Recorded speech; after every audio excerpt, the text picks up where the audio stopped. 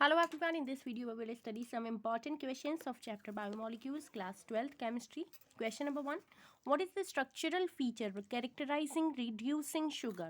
Main structural feature of reducing sugar is the presence of an aldehyde group जैसे glucose mannose galactose सभी कैसी sugar हैं reducing sugar और alpha ketol group COCH2OH as present in fructose.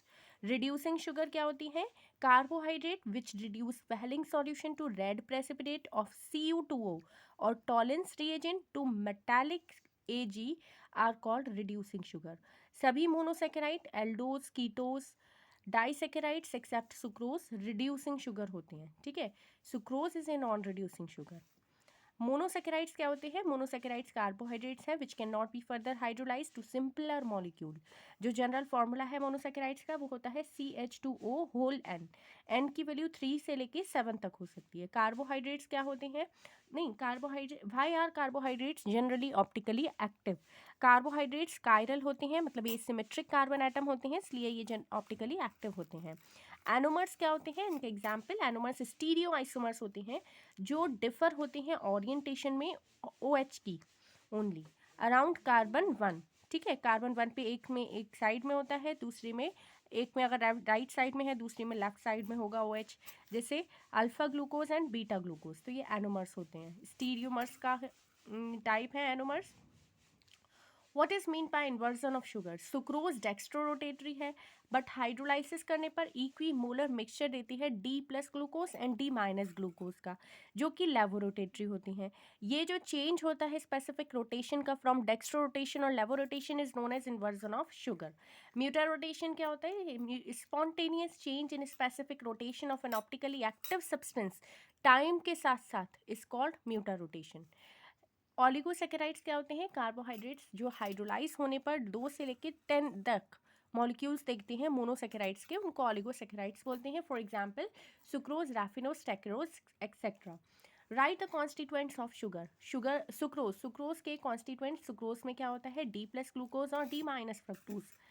Classify the following into monosaccharide, disaccharide. Ribose 2-deoxyribose, maltose, galactose, fructose and lactose. तो इनमें से monosaccharides कौन से हैं? Ribose, 2-deoxyribose, galactose, fructose. और डाइसेकेराइड्स हैं माल्टोज और लैक्टोज. माल्टोज को तोड़ते हैं तो 2 ग्लूकोज मॉलिक्यूल्स मिलते हैं, लैक्टोज को तोड़ते हैं तो ग्लूकोज प्लस गैलेक्टोज मिलता है. ठीक है. Right the constituent of maltose, 2 units of alpha D glucose. Okay, आगे देखिए question number 12. What are polysaccharides? Give one example. Polysaccharides are the carbohydrates जो हाइड्रोलाइसिस होने पर बहुत सारे नंबर ऑफ मॉलिक्यूल्स देते हैं मोनोसेकेराइड के. एग्जाम्पल स्टार्च और cellulose. What do you understand by glycosidic linkage? Linkage between two monosaccharide units in an oligosaccharide or a polysaccharide through oxygen atom is called glycosidic linkage. Starch के constituent, starch में क्या क्या होता है? Amylose, amylopectin. Full right the name of water soluble component of starch. Amylose water soluble component है starch में. 2 component of starch के कौन से वाले 2 कंपोनेंट्स होते हैं स्टार्च में जो वाटर में घुल जाते हैं? अमाइलोज वाटर में घुल जाता है, जबकि अमाइलो पैक्टिन जो है वो वाटर में इनसॉल्युबल कंपोनेंट है. Name the 2 component of alpha glucose which constituent starch. The 2 component of starch are amylose and amylopectin. What are constituent unit of cellulose? Cellulose linear polymer है जो D प्लस ग्लूकोज मॉलिक्यूल से बना होता है. Linked होते हैं by beta glycosidic bond. तो cellulose किससे बना होता है? D plus glucose molecule, beta glycosidic bond present है उसमें. What is the difference between amylose and amylopectin? Amylose water में घुलने वाला लीनियर पॉलीमर है अल्फा ग्लूकोज का, और अमाइलोपेक्टिन वाटर में नहीं घुलने वाला ब्रांच्ड चेन पॉलीमर है अल्फा ग्लूकोज का.